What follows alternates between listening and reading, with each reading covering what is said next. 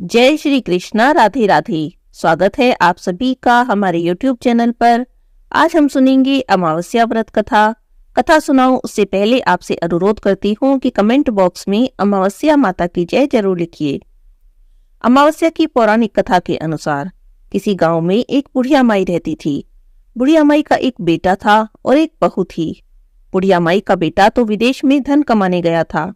घर पर सास और बहू अकेली रहती थी। सास और बहू में दोनों में बड़ा प्रेम था। दोनों एक दूसरे की देखभाल करती थी। एक दिन की बात है, बहू ने खाना बनाया और सासू जी को खिला दिया, लेकिन खुद खाना नहीं खाया। तब सास बहू से पूछने लगी, बेटी आज तुमने खाना क्यों नहीं खाया?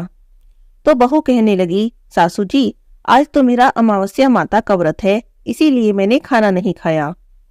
तब सास ने पूछा, बहू यह व्रत क्या होता है और इस व्रत को करने से क्या फल मिलता है, तो मुझे भी समझाओ। तब बहू समझाने लगी, सासू माँ अमावस्या का व्रत करने से बहुत पुण्य मिलता है। घर में अन्न धन बना रहता है, सुख शांति बनी रहती है, अटल सुहाग मिलता है, पुत्र की प्राप्ति होती है। इसीलिए अमावस्या माता का व्रत रखा जाता है। इस व्रत में हर साल अलग अलग खाना खाया जाता है। भगवान विष्णु के मंदिर में चढ़ावा चढ़ाया जाता है। किसी ब्राह्मण को दान दक्षिणा दी जाती है। इस व्रत को करने वाले को पहले साल शक्कर, जौ और चावल से बना हुआ खाना खाना चाहिए। पहले साल का व्रत पूरा होने के बाद 1.25 किलो चावल, 1 कटोरी घी और 1 कटोरी शक्कर का दान किसी ब्राह्मण को करना चाहिए। दूसरे साल में जौ, घी और शक्कर से बना खाना खाना चाहिए। इसी तरह जब दूसरे साल का व्रत पूरा हो जाए तब 1.25 किलो जौ, 1 कटोरी घी और 1 कटोरी शक्कर किसी मंदिर में चढ़ाना चाहिए या किसी ब्राह्मण को दान देना चाहिए। बहू कहती है, हे सासू माता तीसरे साल में गुड़, तिल और घी से बने व्यंजन खाने चाहिए और जब तीसरे साल का भी व्रत पूरा हो जाए तब आधा किलो तिल, गुड़ और 1 कटोरी घी किसी मंदिर में चढ़ाना चाहिए या ब्राह्मण को दान देना चाहिए। इसे ही अमावस्या माता का व्रत कहा जाता है। फिर वे कहती है, माँ जी इस व्रत का संकल्प लेने के बाद इसे पूरा करना जरूरी होता है। अगर पूरा नहीं कर सकते तो घर परिवार में झगड़ा और घर में अशांतियां हो जाती हैं। तब सासू माता कहने लगी कि मेरी तो उम्र हो गई है, लेकिन तुम यह व्रत जरूर करना। तब बहू व्रत करना आरंभ कर देती है। एक दिन बहू ने किसी के कहने पर गेहूं से बनी रोटी खा ली और अमावस्या माता इस बात से नाराज हो गई। जो सास बहू कभी बड़े प्रेम से रहती थी, अब उन दोनों में झगड़े होने लगे। सारे गांव वाले भी हैरान हो गए कि ये सब क्या हो रहा है। सास अपनी बहू से कहने लगी, जब से तुम हमारे घर में बहू बनकर आई हो तब से हमारे घर की तो लक्ष्मी ही चली गई। तुम तो हमारे घर के लिए बिल्कुल भी शुभ नहीं हो। तब बहू ने कहा कि मेरे आने से आपके घर की लक्ष्मी चली गई है, तो मुझे बताओ कि लक्ष्मी कहाँ मिलेगी, मैं उन्हें लेकर आऊंगी। तब सासू माँ कहती है कि बहू लक्ष्मी तो समुद्र के बीच में भगवान विष्णु के पैर दबाते हुए मिलेगी। तब वह यह कहकर घर से चली जाती है कि माँ जी मैं तो घर से जा रही हूँ और अब मैं लक्ष्मी जी को लेकर ही आऊंगी, नहीं तो इस घर में पैर नहीं रखूंगी। और ऐसा कहकर बहू लक्ष्मी की खोज में चली जाती है। जब बहू लक्ष्मी की खोज में निकली तब बीच रास्ते में एक गाय मिली। गाय बहू से पूछती है कि कहाँ जा रही हो? तब कहती है कि गाय माता मेरी सासू माँ कहती है कि मेरे आने से उनके घर में अन्न धन की कमी हो गई, उनके घर की लक्ष्मी चली गई, तो मैं लक्ष्मी को ढूंढने जा रही हूँ। तब गाय माता कहती है, बेटी अगर तुम जा ही रही हो तो भगवान से मेरे बारे में भी पूछ लेना। तब वह कहती है, ठीक है गाय माता, मैं आपके बारे में पूछ लूंगी, पर पूछना क्या है ये तो बता दो।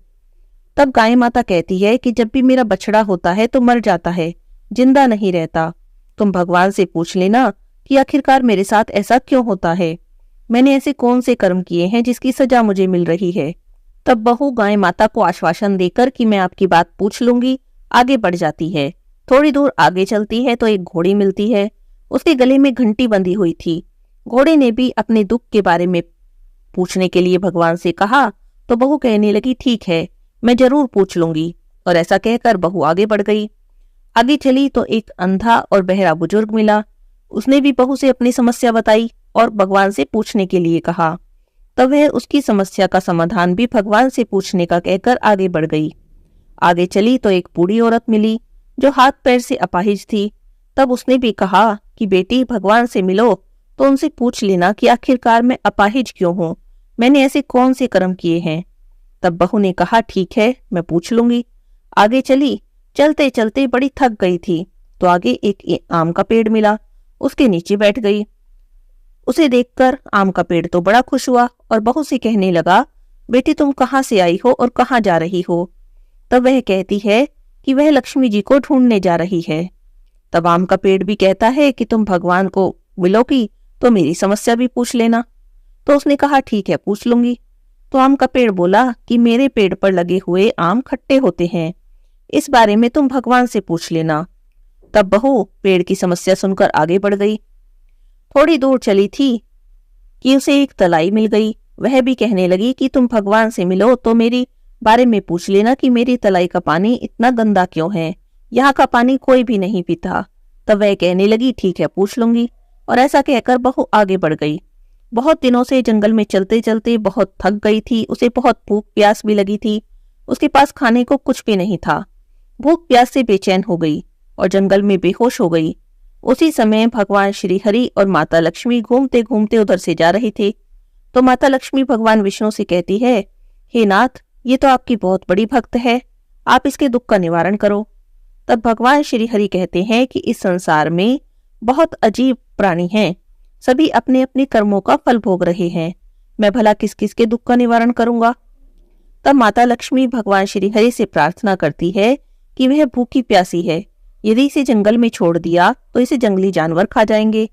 अब माता लक्ष्मी की बातें सुनकर भगवान श्री हरि एक साधु का वेश बनाकर बहू के पास आए, उसे होश में लेकर आए। बहू के होश में आते ही साधु वेश में भगवान उससे पूछने लगे कि तुम कौन हो और यहाँ क्यों आई हो, कहाँ जा रही हो। तब उसने अपनी सारी बातें बता दी। उसकी बातें सुनकर भगवान श्री हरि और माता लक्ष्मी उसके सामने प्रकट हो गई। भगवान को अपने सामने खड़ा देखकर बहू उनके चरणों में गिर गई और अपने दुख का निवारण पूछने लगी। तब भगवान बोले, बेटी, तुमने अमावस्या के व्रत को खंडित किया है, इसी की सजा तुम्हें मिल रही है। लेकिन अब तुम अपने घर जाओ और दोबारा से अमावस्या व्रत का संकल्प करो। अमावस्या माता से प्रार्थना करना, उनसे क्षमा मांगना, तुम्हारा धन धन से भर जाएगा और तुम्हारा घर सुंदर महल में बदल जाएगा, तुम्हारी सभी मनोकामनाएं भी पूरी हो जाएंगी। यह सब वरदान पाकर बहू ने रास्ते में जो जो मिला था उन सभी के दुखों का निवारण करने के लिए भी भगवान से प्रार्थना की। तब भगवान ने कहा कि गाय ने अपना दूध कभी किसी और को नहीं पिलाया, इसी कारण उसके बच्चे जिंदा नहीं रहते। तुम उसका दूध पी लेना, फिर उसके बाद से उसके बछड़े जिंदा रहने लगेंगे। वह घोड़ी पिछले जन्म में आटा पीसने वाली महिला थी, किसी को भी आटा पीसकर नहीं देती थी, इसीलिए उसके गले में चक्की के पाट बंध गए हैं। तुम उसके पाट खोल देना, वह बिल्कुल ठीक हो जाएगी। वह बुजुर्ग व्यक्ति कभी भगवान के मंदिर नहीं गए, कभी उन्होंने भगवान के भजन भी नहीं सुने। तुम उन्हें ले जाकर भगवान के मंदिर में दर्शन करा देना, एक भजन सुना देना, वह ठीक हो जाएंगे। वह अपाहिज महिला, उन्होंने कभी अपनी जवानी में कोई दान पुण्य नहीं किया और उसी की उन्हें यह सजा मिल रही है। तुम उनसे कुछ दान करवा देना तो उनकी विकलांगता, उनकी अपाहिजता भी दूर हो जाएगी। आम का पेड़, उसने अपने पेड़ के आम कभी किसी बच्चे को खाने नहीं दिए, इसी कारण उसके सभी आम खट्टे हैं।